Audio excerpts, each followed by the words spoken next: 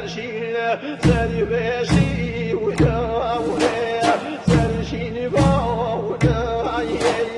دیگندی اوله سرشین باوله دیگندی اوله جلک وداوله ارواحك جوابي وصيوله بك يا وبيوله جوابي وصيوله بك يا وبيوله هاي سرشله يا سرشله سري بك سري بك زي بابا وخير بيبارا بمني مشوي يا بابا وخير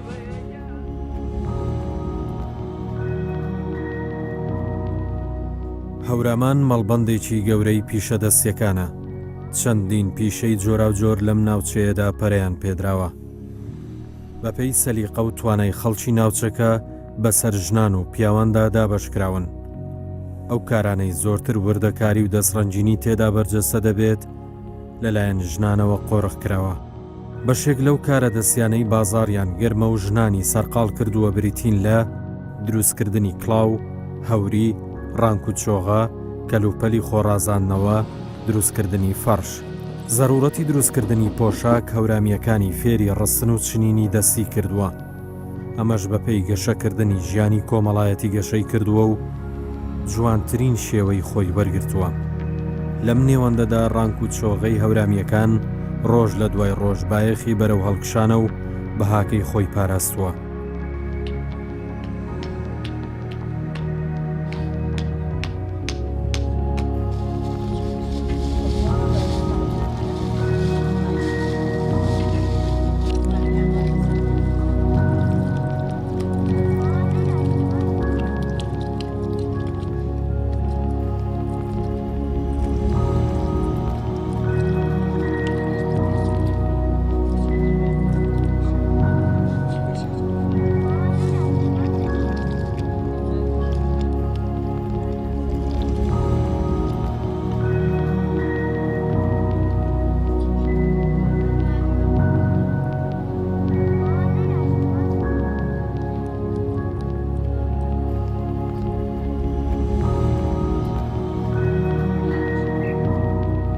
ئەسڵ هەورامان کارش و کازبیش و چخۆڕانکی بینی قەدیم حتا ئیسێ ئێتر ئەسڵ و کازبی هەورامانی ژەنی چخۆڕانکی بینی ئاوەختی هینی بینی تێ جۆڵێ عادی بینی و جۆڵێ ئەسڵی بینی و چخۆڕانکی شاکردنی وڵێ مێشاکردنی و ژەنی زمسانی نەڕستەنشا وهارێ نەبەردینێ باتەن شابلمی هەڵاوە بنی چخۆڕانکی بنیەیمی واسمیش مەسیرێ باتا شۆگا و چخۆڕانکە بەردینی شۆگانە نیشتێ نێرە دە دوانزە ژەنی بینێوەی و چخۆڕانکی شانیێنی چخۆڕانکی شایی و دانێشتیان و یەوە دوێ دانێشتنیێنی و ئەپاسەیەتە جەموجۆری شاکردێنی بەردینی شاقەدیملاس ئی جۆڵایا هەورامانی ئەسڵی بینی یا لالوی پێسە لالۆ عارفیە قالە و مرادخانی حەمە و ڕەحیمی ئینی چخۆڕانکی شاکردنی بەردینی شالای شایەتر تا بینێ بینە لای چخۆڕانکی قاتی بی کەم کەم ئامێنێ ناوە ئیسە مەرەز خاستیا پێسە چاوەڵی ئەسڵ بوو ئیسە مەرەزەکە خاستیایی تا چخۆڕانکی ئەماری بە کۆ و ڕێسی دەور و 500,000 600,000 مشۆنێ وەختە بەدەستی چشماری بەزە ڕێچارە مەکەرۆ پێی ساحیبەکەیش دەرواردە بوو وەلیم هەر مشۆ بنیەش سنەت و قەدیمی مشۆ بنیەش و بوو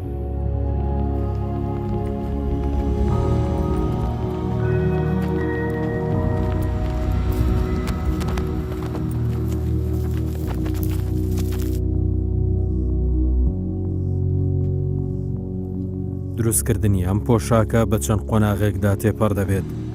لە قۆناغە سەرەتاییەکانی وەکو شتن ڕستن نانەوە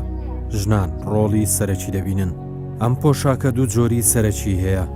ڕانک و چۆغەی مەرەز ڕانک و چۆغەی خوری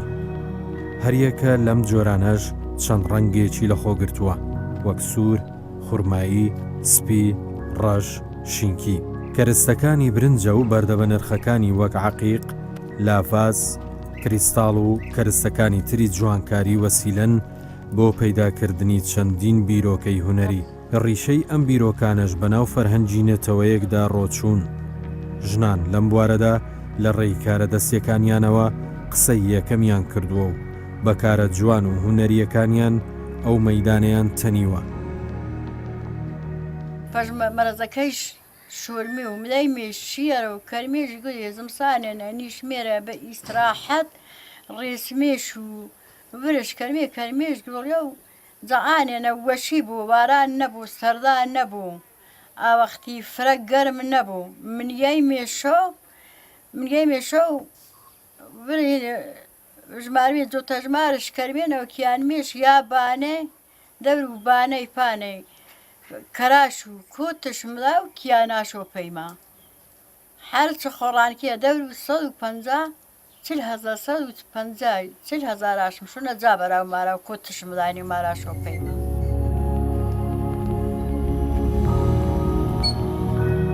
هیچ خۆڕانکە ئەشۆی یارێ نەفەری تا 4 نەفەری بیمێ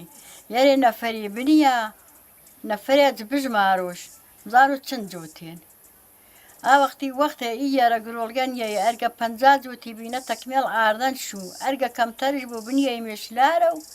ئینە تەمامێتر خاتێمە شاماری.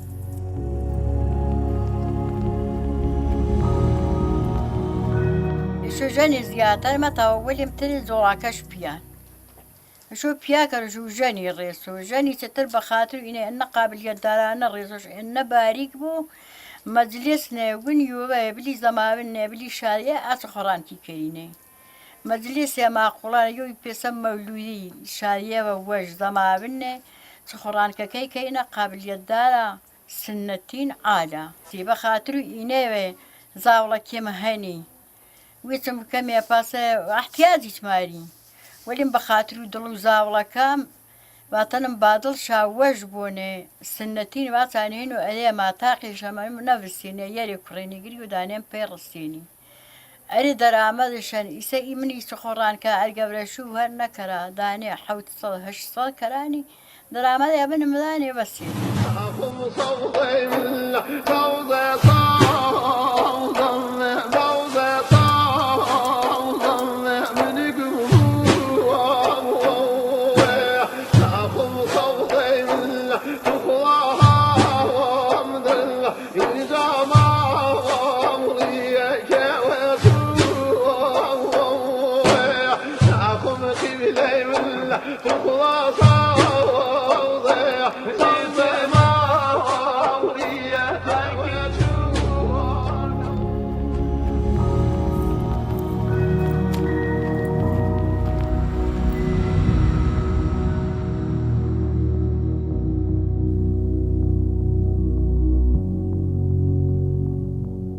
کاری دەستی جگەلەوەی وەکو پاڵپشتێکی مادی سەیر دەکرێت هاوکات وەسیلەیەکیشە بۆ پڕکردنەوەی بۆشاییە دەرونی و ڕۆحیەکان. هەرچەندە لە ئێستادا کڵاو و جەمەدانە خواستی گەنجەکان نییە تەنیا لە بۆ نەو جەژنەکاندا ئاوڕی لێ دەدرێتەوە، بەڵام لە ساڵانی ڕابردوودا کڵاو و جەمەدانە لەگەڵ پۆشاکە سەرەکیەکانی وەکو کەوا و شەڕواڵ و کراس و پشتوێندا بەکار هاتووە. ئەتوانین کڵاو و مشکی جەمەدانە وەکو سمبلی نەتەوەیی لێی بڕوانین.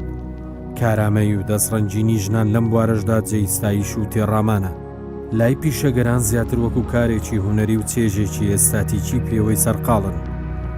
ئەوان دەڵێن خەریکبوون بەم کارەوە دوورکەوتنەوەیە لە دنیای مەجازی و تێکەڵبوونە لەگەڵ تواناکانی خودی خۆتدا.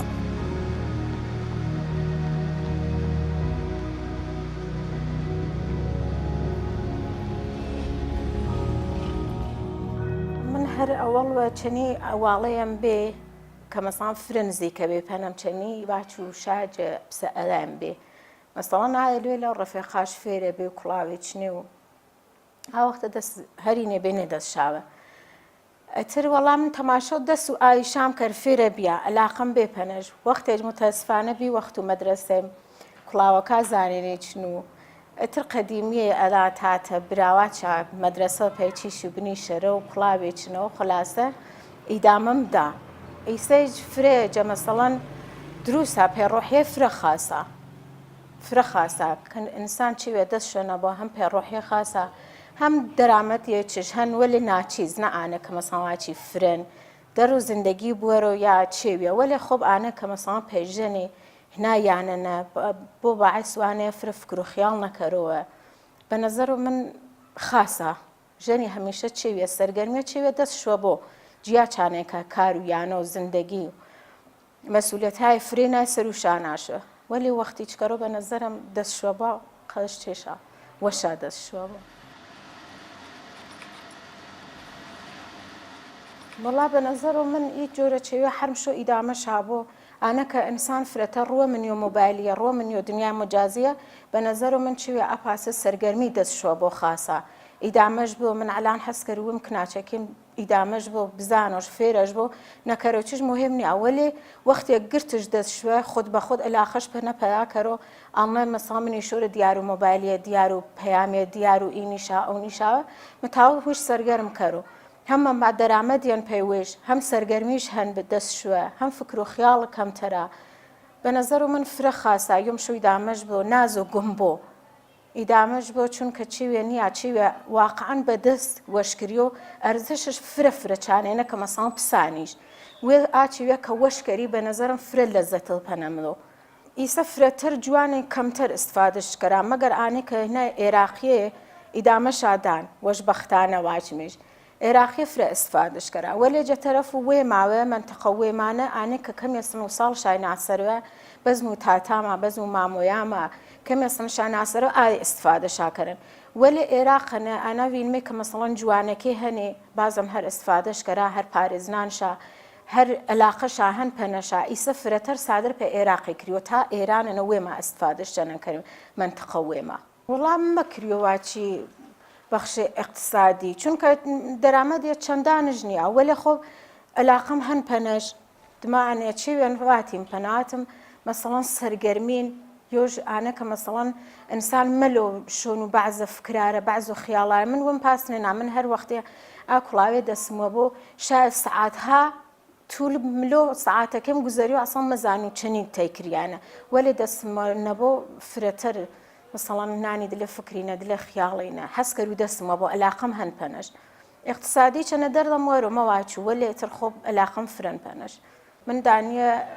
ڕەحمەتیم دانیە چارژەنا بێنە کە مەسەڵەن چۆڕانکەش ڕستێنێ ئەسڵەن احتیاجیش نەکەوتن بە شووی حتا کۆمەک حاڵ و زاوەڕۆی بێنە شووی بێنە زندگیش بێنە چۆڕانکەش ڕستێنێ گوڵەنگێش چنیێنێ وەشبەختانە ئاە ژەنیە مستەقلە و شیرژەنە بێنە باوجود وانێ دێهاتەنە بێنە کارێش فرێ بێنە حیوانداریش بێن نانپەتەش بێن وەلێ خۆب ئاکاریچە بێن ئاسەن عادەسە زەریفەشە بێن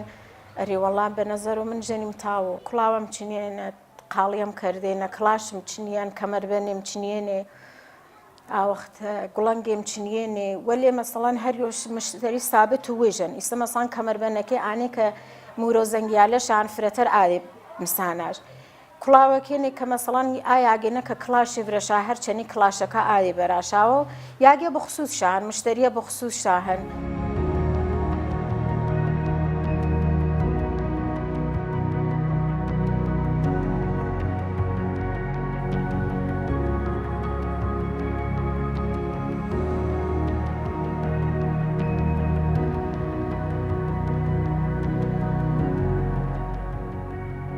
هەوری قوماشێکە دەستکاری کوردانە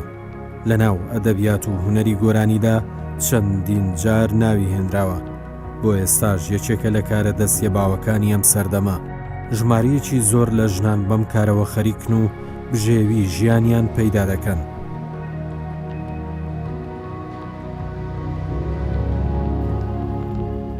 یانە نەتاقەتم نەبێ بێکارە بێنی و لوانی لاکە عابی وشایش شغڵشە هەن و لوێنی حەگاڵی ئارێنێ چرخشا پرشارێنێ چڕشادێنی پێشگیانێنێ تو شاکەریکیانێمە و پەیسەنگی شاکەرێنی دووبارە بە مەکارێ گوڵنگش پێ وەشکەرێنێ زەنگیا لەشکەرێنێ پۆرەسیمچنی شکەرێنێکی وەششکەرێنی ڕازنێنیشۆ گیانێنی شۆپەی دوکانیش پولەکە سازی شکەرێنێ ئیسێکی نا دەستمەوانە خەریکەنە هەم جە کۆمەکی ماڵیوە کۆمەکم کەرۆ کە شغڵە فرەوەشە پێی بێتاقەتی فرەوەشە چیوێ حەچیوە فرەوەشە ژەنی و هۆرامانی ئەکسەریەت وشە دەستڕەنگینێنێ بارە و کڵاشی بە بارە و کاموا بافی وە بارە و زەنگیالە بە حەچی کاراری شتۆ کەریشنێ کارکردەی پێژەنی هیچ عیب نیاری هیچ بارێرێ حەچی شغڵاری ژەنی شو زانە شو کەڕشتە تۆ فەرزکەمێ من هیچ امکانات تێنیە مەتاو فەرزکەمێ من ئیسە تاو بەدەست وم وەش خەرج بەروڕاوێ تاوی گرد و کارەکە بە کاری کاموا بافی گر بارێرە حەچ کارێوە شغڵێوەکەری زەرەرش نیاری قازاندشان ئینەی کاموا بافی کەر و کڵاشتنی کەر و سنگکاری کەر و ئیگوڵانکاری کەر و هۆریێ ئاگر شغڵا پشتوێنێ وەشێ کەر و مێخەک بەنێ ئانیشا گردی حەش شغڵایەوە تۆ واتیش بە کاموا بۆنە و قودا بوو چەنی بۆ من زانو کارش ئینجامش دەو یعنی قەدیمی هیچ بێنی ئیسە ئی فێس و گوڵانگ و چیوە هەنوو قەدیمی بێن ئیسە ماراشەوە ئیسە هەنوو قەدیمی بێن ماراشەوە گۆبەرە کشتەنە وەشکەرا بەهین پا زەنگیالا و پا گوڵەنگە بە حەتی بە سیم گۆبەرە کشتەنە وەشکەرا کەمەربەنەشتەنە وەشەکەرا مێخەک بەنێ حتا بە گوڵەنگێوە ڕاز ناشەوە پێی ژەنچی کەراشوێ شارێ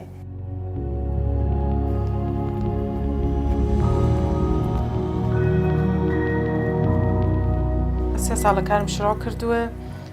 لە کار برنجیۆ دەستم پێ کردووە ئەوەڵ هاتم لە مەتەریاڵی برنجی استفادەم کرد مەتەریاڵە برنجی فقط برنجی خالصە ئەتوانێ سەنگ و مروایەتایەکی ڕەنگی و زینەتی لەگەڵ ئەم خەرچکار لەگەڵ ئەم مەتریاڵە برنجیە ئیسفادە بکەیت لێو کەم کەم چوومە مەرحەلەیەتر کارە برنجیەکانیش جوانە ئەڵبەتە فقط نیازی بە شەستوشو هەیە بەخاترەوە احتماڵ هەیە کەمێ مشتری نەبێت بەخاترەوە چوومە مەرحەلەیەتر کردمە سەنگ لە سەنگەوە هاتمە ناو کارە برنجیە زاخاو دراوەکان زاخاو بڕەنزی دراوەتە ئەم کارانە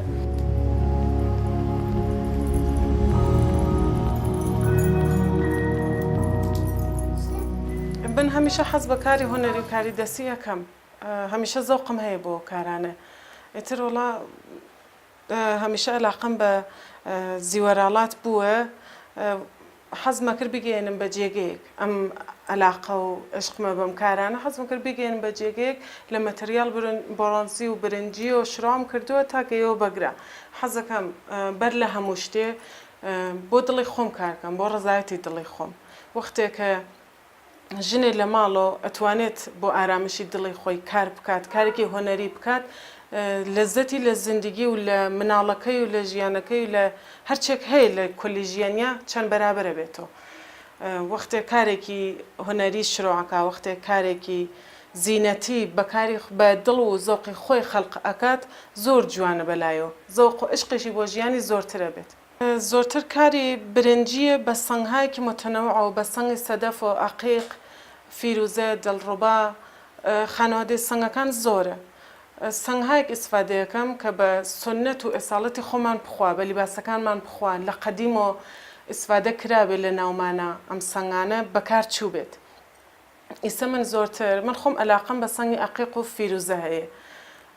ئەم سەنگانە هەم لە ناو خەڵکان ناسراوە هەم کاربردی بووە زووتریش ئیتر سادەیە کە معڕفیکەی بە خەڵک و خەڵکیش زەوقی بێ بۆ ئیسفادەکردنی جۆرێکیش بەسەر مەتریاڵە بڕۆنزیەکەەوە کارەکەم کە بە لیباسە جوانەکان خۆمان بخوایانی وەختێکە لیباسی کوردی و جوان و ڕازاوە کامڵ ئیسفادەیەکەین بە شێوەی قەدیمی خۆمان ئەم زیوەراڵاتیشە ئیسفادە بکەین بە سەریۆ جوانی لیباسەکەمان سەد چەندانە بێتەوە کامڵە بێت لە سکە ئیسفادەیەکەین لە سەنگهایەکی متەنەوع کە بە لیباسەکانمان بخواستێتی ئەەکەین شلۆقی ئەەکەین چونکی لیباسەکەی خۆمان لە ئەسڵا شلۆقە ئەو شتانە وەختێکە لە لیباسەکان خۆمان لە گوڵی لیباسەکان خۆمان لە تەرحی لیباسەکان خۆمان ئەلهامەگرم ئەتوانم فرە ڕەحەت بەسەر ئەم کار دەستیەوە پیادەیکەم شتێکی جوانی لێ دەربێت تەبیعەتەن هەر کارە شڕۆعیەکەیت لە ئەوڵۆ خێرا جواب نایەتەوە وردە تا تەبلیغەکەی تا کاری جوان ئێرائیت پلە چیتە سەرەوە خەڵک ئەو ناسێت کارەکە و تەغیرەیت بەنا بە سەلیقەی خەڵک بەنا بە دڵی خۆت شتەکان ئەناسرێنی بە خەڵک پێی ئەچێت وەخت ئەبا تا مشتری ببێت تا فرۆش و ببێت ئیتر تۆزە سەبری گەرەکە و تەحمڵ لە ئەوڵ خەرج ئەکا بنیە من لە ئەوڵ خەرجە فرەم کردووە کل وەسیلەکانم سندووە کارم کردووە بە زۆق و دڵی خەڵکیش بەڕێوە چووم ئەیسە شکر بۆ خوا الحەمدوللیلا باشە ئەتوانێت بەڕاستی ئەگەر پیاوێک بێت ئەم کارە بکات و مداوم ئەنجامی بات ناومید نەبێ ئەتوانێت بەڕاستی خانەوادەیەک با بەڕێوە ژن ڕۆحی لەتیفە وەختێکە هەر بۆ شتێکی سادە بێژین ناڕەحەتە بێت ناومی دەبێت دڵشکەستە بێت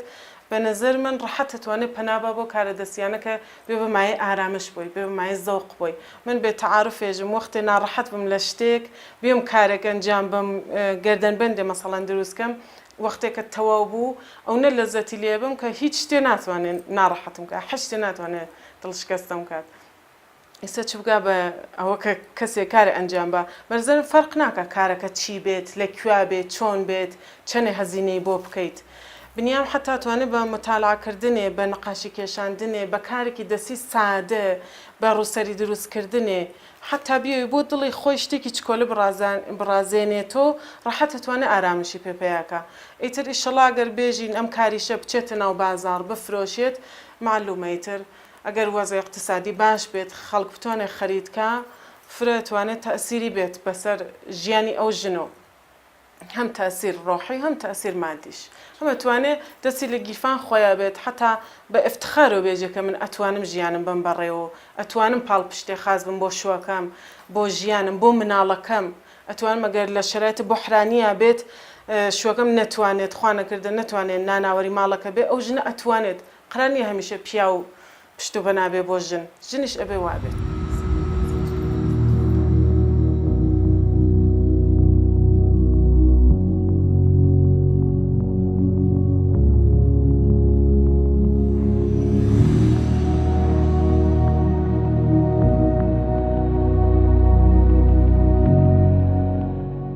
دروستکردنی فەڕژ یەکێکی ترە لەو کارە دەستیانەی لە کوردستانی ڕۆژهەڵاتدا بازاڕی گەرمە و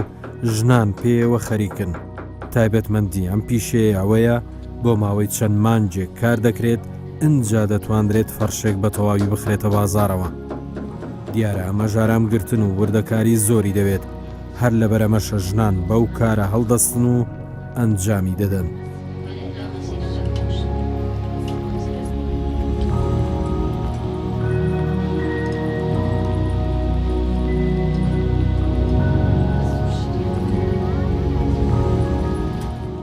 وەختانێکە قبولم بۆ دانشگا باوکم دەسەڵاتی نەبوو ئەمە بنێرە چونکە من واقعان بۆ کوردستان قبول بووم ئەمەش بۆ ئەمەدا ئیتر حەزیشمان نەکرد لە یەکجیابینەوە شەوێکیان چی بۆ ماڵ هاوسایەکمان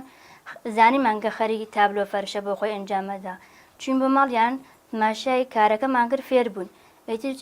3-4 ساڵەکە هادی و کا مختار ئەناسم مختار شەفاعی و هادی کەریمی 3-4 ساڵە لایەنە تابلۆ فەرشێنین لەگەڵ قاڵیە ئەوەڵ تابلووە کە ئەنجاماندا تەرحی زەهەند بوو قەراردادی 7 مانگە بوو لە عرس 5 مانگە تاوامان کرد تەشویقیشیدا پێمان ئیتر لە پای تەشویقەکە حەزیشمان کرد تا قاڵی ئەنجام بین ئەم قاڵیە هین کەریمی خۆیەسی کە هادی کە برا گەورەمە وتی قاڵیەکە ئەنجام دەن پاداشەکەی زۆرە ئیتر نەبەقادر پاداشەکەی وتمان کە مەهارەتی فێر بین بۆ خۆمان لەپاڵ ئەم تابلۆیشە لەبار ئەم قاڵیشە خەیاتی ئەنجامە دەین بۆ خۆمان جلوبەرکی خۆمانە دووری تابلوی لە ئەسڵات با تۆجە بە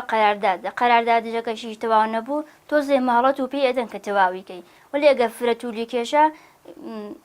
ئەشی حەدمە زوو لەو وەخخۆیە تەواویکەی چونکە نە تەشویقیەکی یەزنە هیچی ئێمە تابلۆکەمان 5 مانگە تاوامان کرد ولی لە ئەسڵا قەراردادی 7 مانگە بوو تەشویقەکەیمان کرد کە هادی فرەتر ئێمە تەشویق کرد خۆشمان فرەتر مایل بوون قاڵی بێن ئەنجامی بین ئەم قاڵەی لە ئەسڵا 18 میتریە هەمە 18 میتریە 9 میتری لە جوجە سازیە بوو 9 میتریشی ئێمە خۆمان قبولمان کرد کە ئەنجامی بین ئیتر هانیمان دەستیان کرد بە چلەکەشید کارمان ئەنجامدا وتیان قەراردادی ساڵێکە ئەگەر زانیان کە فرە خاز ئەنجاماندا و قەراردادەکەیان بەستەکمانە و سێ زانە خۆمان دوو نەفەری مشکلیشمان هەیە لە ماڵەوە مۆڵەتەکەیان ئیزافە کرد بۆمان کردیانە 2 ساڵ. مڵا خەیاتی کڵاش قاڵی کارای هونەری بافەندەگی ئەوانە کارای مەهارەتیە بنیام کەسێ ژنێ یا کچێ کە ئێزدواجێکا خۆشە ئەوانە بزانێت لە زیندگی خۆیان ئەنجامی بات. منیسە واقعان خەیاتیەکە و قاڵیەکە ئەنجامەدەم افتخاریەکە زانم چونکە خانوادەم ئەوە لە پشتمە بوو.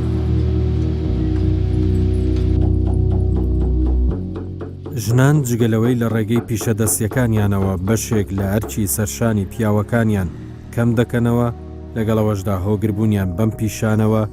ئارامی دەرونیان پێدەبەخشێت.